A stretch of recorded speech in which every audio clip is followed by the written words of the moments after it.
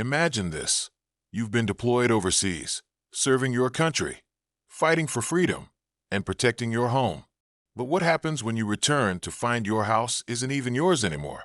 This is the true story of what happened to me when the HOA, Homeowners Association, decided to rent out my home while I was deployed. When I first got the news, I couldn't believe it. I had always been a responsible homeowner, following all the rules, paying my dues, and keeping my property in tip-top shape. But one fateful day, while I was halfway across the world, I received an email. It was from a neighbor who said, "Hey, I saw people moving into your house. What's going on?" At first, I thought it was a mistake.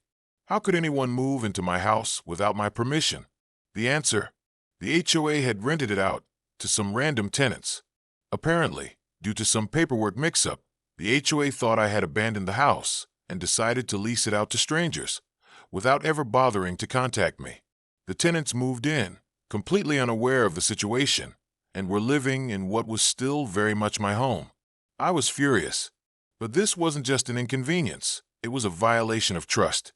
I immediately contacted the HOA, but they weren't taking me seriously. They told me they couldn't just kick the tenants out, and that the situation would take time to resolve. I wasn't having it. As a commander in the military, I'm used to making quick decisions and taking charge. I wasn't going to let a group of people who weren't even managing my property correctly ruin my life. I called in a favor from a fellow military commander, someone who knew the importance of handling business fast. Within 24 hours, my commander was at my doorstep with a team, ready to take action. They walked into the HOA's office, made a few calls, and demanded that the situation be handled immediately. The tenants were informed, and the HOA had no choice but to evacuate them. In just one day, everything was back to normal. The tenants were out, and I had regained control of my property. The HOA had to apologize for their mistake and promised to ensure something like this would never happen again. But this whole experience left me questioning.